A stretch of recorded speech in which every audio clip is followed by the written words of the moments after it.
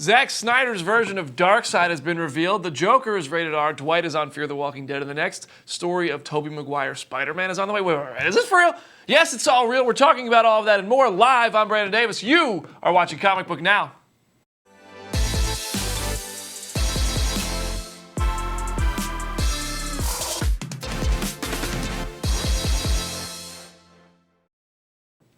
We need to get baby powder so we can. That would be great. Or butterflies. And then Richard glitter. will come in here and clean it afterwards. Poor guy.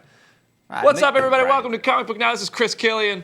I am Brandon Davis. Please call me BD. We have a very, very exciting show today. Big Monday, huge Monday. A lot of stuff going on. There's a ton. There was a lot of traffic on the website this weekend, so we should not have a shortage of things to talk about. Although I feel like this is a slow month. Yeah. But that being said, Brad Burek is in the comment section. He's got his protein shake ready. What's up, Brad? Thank you for joining us at Comic Book Now. We do this every Monday, 2 p.m. Eastern Time. You should also check out our Comic Book Nation podcast. Shameless plug. Oh, let's just jump right into it. First up, the biggest news on ComicBook.com since 2006. Not true, but it's been pretty big. It's been getting a lot of people clicking their little mouses on the website. Spider-Man 4? What? Yeah, I know. Marvel dropped a mysterious teaser on social media over the weekend. This little Web 4, and it looks like the Spider-Verse is going to be expanding. That multiverse was introduced. Get it? Animated? Okay. Everyone has their theories, but some seem more accurate than others. At first, I thought, okay, all right, so Marvel is dropping a team-up book with Peter Parker and the Fantastic Four. This will be cool. I'll pick it up. I'll read it. I mean, he's an ally of the Fantastic Four. He is pals with Johnny Storm. And there's a Marvel Comics hashtag right there in the tweet, right? So this has to be a book. Okay. But then, this art from Alex Ross, big fan of Alex Ross, by the way, was tweeted and deleted. Tweeted and deleted. Tweeted and I'm deleted. Too old. No, you don't yeah, get it. Okay. I don't get it. Tweeted and it very much looks like a continuation of the original Spider-Man trilogy, meaning that movie, which started development in 2007, I'm talking about Spider-Man 4, might actually see its story told. Look at that. That's Mary Jane. Yeah. That's Spider-Man. I am here for it. I would love that, honestly. Like, we've already seen Spider-Man team up with Fantastic Four in the comics, so I don't really think that's that big of a deal for them to, like, kind of tease. Yeah. But this is interesting because there's so many movie scripts that have been, like, written that we don't actually see go into production. I mean, I would love to see this become a thing. Like, we get not Fantastic Four, we get Spider-Man 4, and it's, like, the Tobey Maguire version. I mean, think about, like, Superman Lives. If they made that comic book from that script with Nicolas Cage as Superman. Yeah. I mean, that's... Oh, I'm here for it. Yeah, I love that I don't know if we can pull it up again, the 4 teaser. Because I just want to look at that one more time while we talk about it, if that's possible. I mean, what I really like about it is that if you do a comic book that is supposed to be the next step in the Spider-Man, the original Spider-Man trilogy, the Sam Raimi, Tobey Maguire trilogy, you can bring in other characters without crazy rights issues becoming a thing. You can bring in Doctor Strange, like he was mentioned by J. Jonah Jameson in one of these films. You can bring in the Fantastic Four, other heroes from New York, and it doesn't have to go through the cinematic rights and all that crap. We can just have fun and imagine what the next Spider-Man 4 could have been. And is it a situation, too, where they can resemble a well-known actor but not be them and not get into any kind of trouble? Sort of in the way that they made Nick Fury look like Samuel L. Jackson back in the day, right. but... The comics always tend to kind of lean towards what they look like in the movies. I mean, Mr. Fantastic looks like John Krasinski right now. Right. So maybe John Krasinski will be Mr. Fantastic. I don't know. The comics always tend to mirror what's going on in the films. I mean, Mary Jane Watson, like, come on. Like, this is really cool if it happens. But also it brings up a bigger question of, with Spider-Man Into the Spider-Verse coming out, and Sony has so many plans to expand that in the movies, in sequels. They have Spider-Gwen movie. They have all these different movies they want to make. Black Cat, Silver Sable, I don't know if that's still happening. Venom is going on over there. It's not part of the MCU. And then Spider-Verse kind of acknowledges that all of those different ones exist in animated form by making little jokes or references. Like they had Spider-Man holding the things together like he did with the fairy and they had Spider-Man dancing. They had Spider-Man dancing, referencing Tobey Maguire.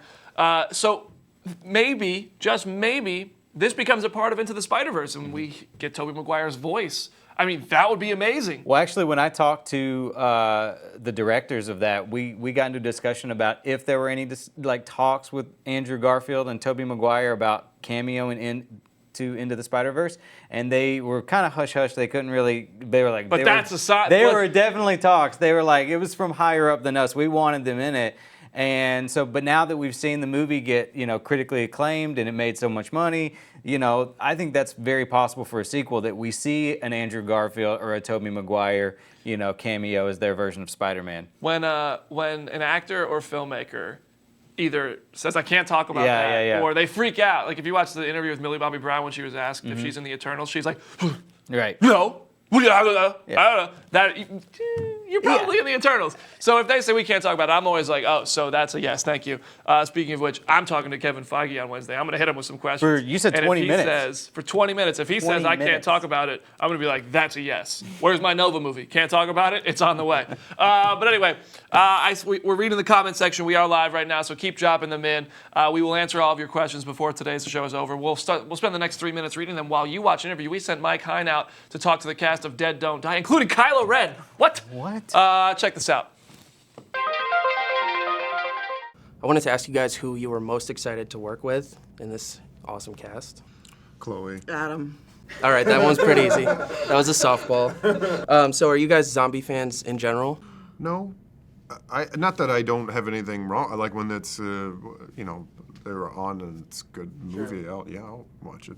I mean, I love Night of the Living Dead. I think it's a classic. I think Okay. it's a masterpiece. I love that movie. And I will say I got sucked into The Walking Dead for a few seasons. Mm-hmm. Yeah. Yeah, our readers love that one. Yeah. So. Yeah. I was in there. Cool. I was in there. Yeah. And then I don't know what happened. Just stopped watching. A lot of people Got don't. busy. Something. Yeah. Oh, really? Would you say you guys were drawn to this movie because of the way it kind of like plays with that genre or turns it on its head? No, I was drawn to it just because Jim was doing it. You know that he. The zombie thing was just like an extra thing that was really exciting about it. I liked it. I was just disappointed I wasn't cast in the vampire one because that's my favorite genre. So I was like, oh, I didn't get in the vampire one. I might as well try the zombie one. Yeah. I wanted to ask each of you guys, would you say you're a hero or a villain in this movie? Oh, hero. Yeah, you're a hero. Yeah, right. I'm a heroine. A victim? Yeah. Yeah. No. You're a Yeah, I'm a hero. hero. Neither. Yeah. Sorry. No, so one thing I really liked about the movie is how anachronistic it is. Did you guys have a firm sense of when this movie was, or did that affect your performance? When it was? Sure. Like, we have smartphones, and then we have, like, a classic car. It's just kind of like... Yeah, the classic car was like a nod to, to Night of the Living Dead. It's the same car that they drive into the cemetery in, right? Pontiac, yeah. Yeah. Oh, you can answer this one. I was hoping you were. We'll go to the next one. Sure. I mean, we'll get that one. I really liked both of your characters. I thought they were relatable but different. If in real life, do you guys think you'd be the most calm person or the most freaking out person in a crisis? I think I would be calm.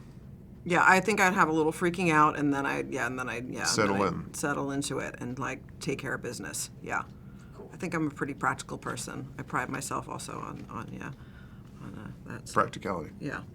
Can both of you guys tell me your favorite zombie kill from the movie? Selena Gomez.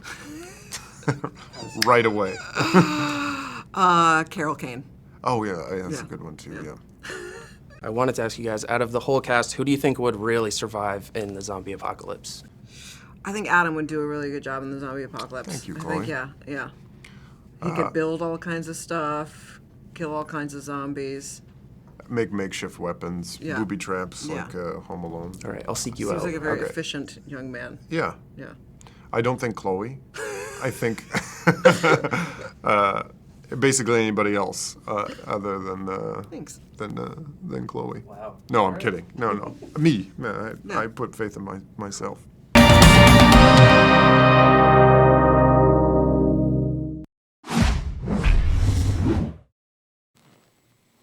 Big reveal over the weekend, fueling the fire of release the Snyder Cut.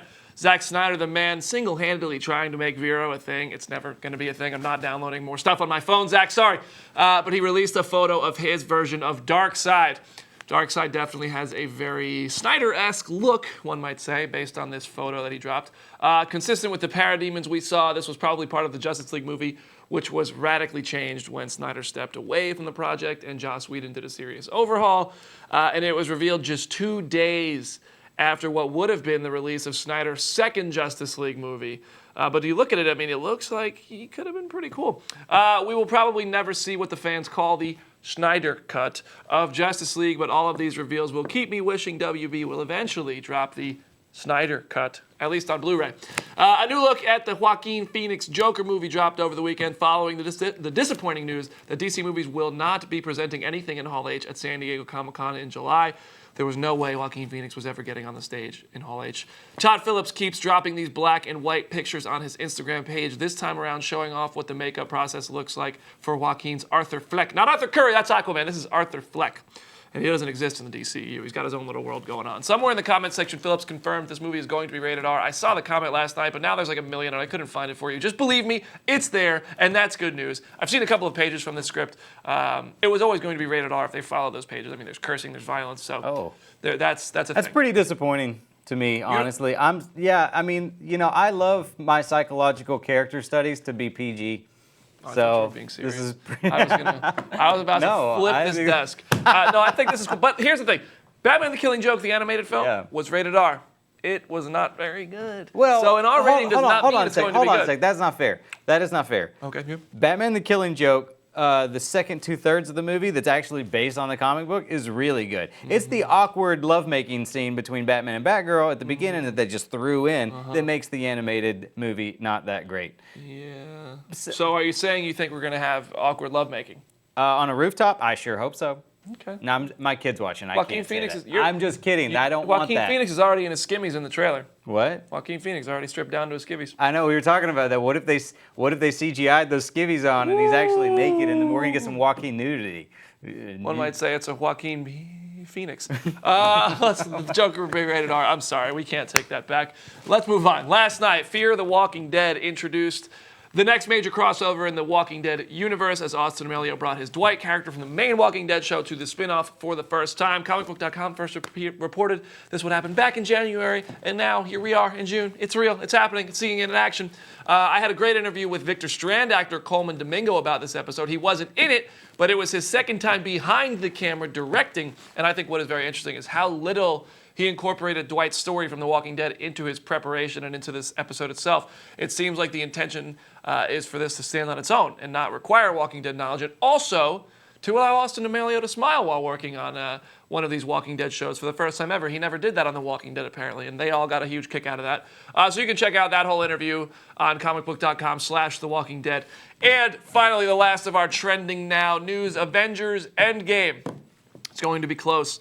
It's going to be a really close race for Avengers Endgame to surpass Avatar as the highest grossing film of all time. As of right now, Avatar sits at $2.788 billion worldwide, while Avengers Endgame is currently at $2.742 billion. That's about a $46 million difference, which doesn't sound like that much when you're at that point. But Endgame is no longer in the top 10 at the domestic box office. It's no longer playing in China. I'm not saying it's impossible. It's just really probably not going to happen. It's definitely possible, especially if they add deleted scenes or post-credit scene or re-release the movie in any way at some point. But it's really going to be a grind to see if Endgame can close that gap. I feel like at this point, if Avengers or the Russo brothers or someone Feige would release a tweet that's just Thor shoving his hammer into Avatar, I think people would get it and everybody would go help break the record. They just need to audibly say, hey, help us break the record. And I believe a lot of Marvel fans would jump. $46 million worth of people. Yeah. Well, we got there in the first place. Yeah. I think there'd be a lot of... That's like Detective Pikachu's entire opening. Would you go? Would you go? Would you go help? I'm probably going to see it one more time before it ends. Yeah, same. There's a lot of us like that. But at the same time, Brad in the comment section has already got it reserved on Blu-ray. So how are you going to buy one more ticket when you already have it on Blu-ray and it comes out in like 2 months? Because the theater's a different experience. I agree. It's a different But the energy is... I'm hating on this. I don't think it's going to happen. No, I'm not saying that you're wrong. It could not happen. I'm just saying that if Marvel took the initiative to just let a little boop, hey guys, help us out. Boop, boop, boop. I don't know what that is. If Marvel's like... If anybody's looking for a job as a Comic Book Now co-host, your spot just opened up. Just don't ever do that on this show. All right, now it's time. I don't have a script to crumble up because I didn't print one today. I would usually throw it at the camera. Our loyal viewers know that. Thanks, Sky Patterson. What's going on in the comment section? Let's answer some questions. Oh, man. Yeah, we're getting some questions here. First off, Errol, I think I said that right. You said it weird. Errol. Oh, I thought you were saying Arrow, like the No, Stephen not Amell Errol. Errol. Errol. show. Okay, Arrow. Let me know if I'm saying that wrong. Errol. I have asked this question at least 1 billion times with no real answer. Well, now we're going to give him one. How is it Wonder Woman can go toe-to-toe with the likes of Superman, Hercules, and Ares, but gets injured by a bullet? You said you were going to give him a real answer. Does she get injured by a bullet? Go ahead, Chris. She didn't get injured by a bullet. She actually blocked them. She blocks them. Yeah. What if it hits her? What is that, Chris? You know what? Looks like Arrow's got to keep waiting for that real answer. That actually is a great point. I don't know. I never thought about it Is she before. bulletproof or not? I'm not sure. Well, you'd think if you can take a Superman punch, you're probably bulletproof. Oh, you said it correctly. Arrow said you said it correctly. Oh, sweet. Thanks, Errol. Yeah, I don't know.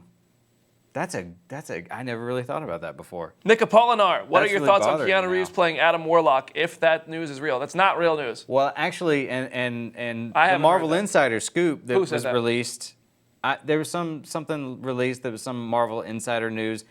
Take it with a grain of salt. We don't know if it's reliable or not. Mm-hmm. But they were saying that Zac Efron is being eyed for the Warlock role. I'm also being eyed for the Warlock role. Is that right? I've been in talks. No kidding. Write a story Did you about tell that. him you were like, no? Write a story. Call me when you're. No, call I me don't. when you're hitting me up for- Okay, but let's just entertain the question. If Keanu Reeves is being eyed for Adam Warlock, I can admit, I don't know if that's the role. That's too contained. Like Yeah. Adam Warlock's power set are not Keanu Reeves' skill set. I feel like. Also, So I'm having I'd be happy to trouble- have Keanu in the MCU, but I don't know if Adam Warlock is the. I don't think he'd be bad at it. But there are other roles in which I think he could excel more. I agree. I agree with that a lot. I think that I also think of Adam Warlock as being like this physically perfect sort of being, and I don't see Keanu Reeves fitting in that. I could see Keanu fitting into the Shang-Chi movie. I think there's a lot of places Keanu could fit. I mean, it's a kung fu movie. Right. They're trying to go full kung fu. I mean, this is going to be a highly choreographed, stunt-heavy movie. Good. I think Keanu could be an interesting choice for the Shang-Chi. And Shang-Chi is going to need an interesting, bright star. I want to see Keanu as a villain. That's what I want to see. That's what I'm saying. If you throw Keanu in as the villain, Yeah. then that's a great way to market that film. I mean, that's what they're doing with the Eternals. Shang-Chi and the Eternals are both really obscure groups of or titles, names in Marvel Comics. The average fan does not know who that is. Look what they did with Guardians of the Galaxy. They put Chris Pratt at the front of it. Yeah. They put Vin Diesel and Bradley Cooper's names on it, Zoe Saldana, and it became a giant hit. The movie was great, which helped, but they added all this star power. Look what they're doing with Eternals. Angelina Jolie. Right. Kumail Nanjiani. I wouldn't put him in the same category as Angelina Jolie, but Millie Bobby Brown. They're trying to superstar these things to build the buzz. Well, you have to. At this point, you have to. Yeah. Keanu Reeves, I'm all for him in the MCU. Adam Warlock, I wouldn't be mad, but I think he could be better fit elsewhere. At this point, I'm just about for anybody in the MCU. But Marvel's always been so good at casting. How about this? Speaking of casting, Trish Tucker, Jason Momoa as Wolverine. No. I'm not for it. Not at all. No, In I'd rather fact, see Tom Hardy. well, no, Tom Hardy's getting too old. He's by the time Wolverine comes into the MCU, Tom Hardy's he's in his 40s now. So who's your Wolverine? I don't have one. Taron Egerton. No. Gotta bulk no, up. No.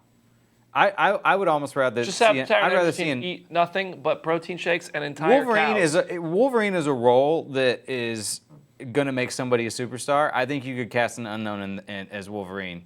Hugh Jackman was unknown. Keanu Reeves as Kang the Conqueror. That would be. I mean, with all the time travel coming into play, I think, and the multi. Kang is a very serious possibility to be a major villain. Yeah. In Phase 4, Phase 5. I don't think he's the Thanos. Yeah. I think Dormammu or like Galactus or Doctor Doom is the Thanos.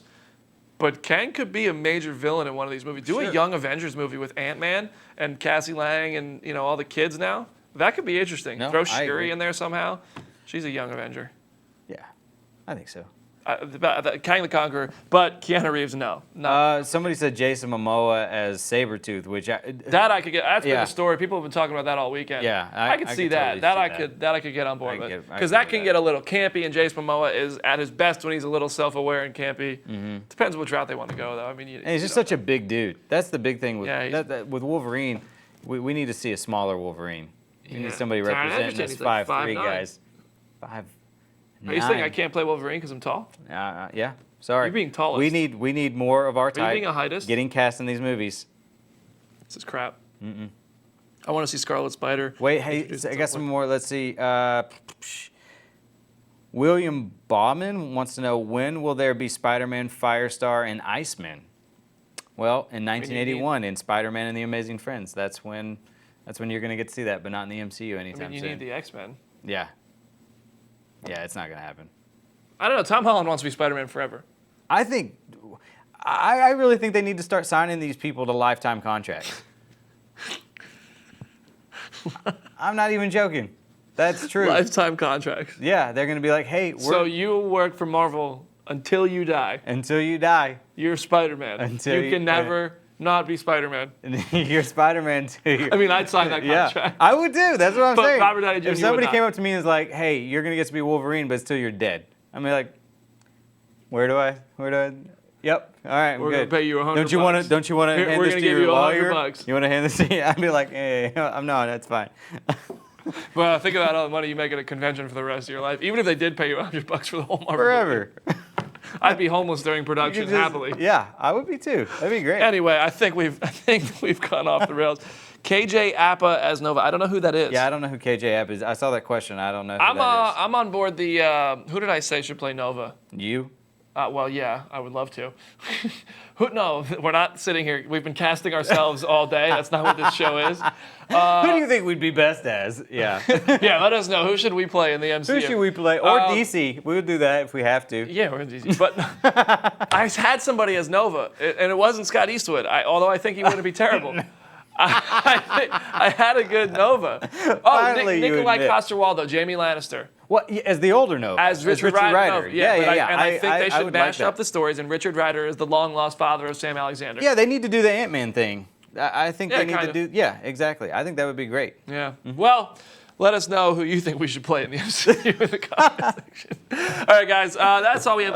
I'm going out to London tonight. I'm flying out there to talk to the cast of Spider-Man Far From Home. I'm talking to Zendaya. I'm talking to Tom Holland, Jake Gyllenhaal, Samuel L. Jackson, Hey, hold on. Jacob There's Batalon. this name you dropped. 1, 2, 3, 4, 5. Put them back in the bag, and there's more room because I'm also talking to Kevin Feige. I'm talking to Amy Pascal. I'm talking to John Watts, director of Spider-Man Far From Home. 1, 2, 3. Put them in the bag. That's 8 names. Big interviews coming up. So if you have questions, please send them my way on social media at Brandon Davis BD, Instagram, Twitter, whatever you want. I will do my best to respond to get your questions answered. There will be episodes of these interviews on the Comic Book Nation podcast after the movie comes out. These are like we're talking like these are longer than usual interviews, which I'm very excited for. We're gonna dig deep. We're gonna find out about Nova, all that stuff. Taron Egerton is the new Wolverine. Thank you, Jacob. I'm on that team. This is Comic Book Now. We do it every Monday at 2 p.m. Eastern time. We hope you had a good time. Share it with your friends. Chris Killian, Brandon Davis. See you later.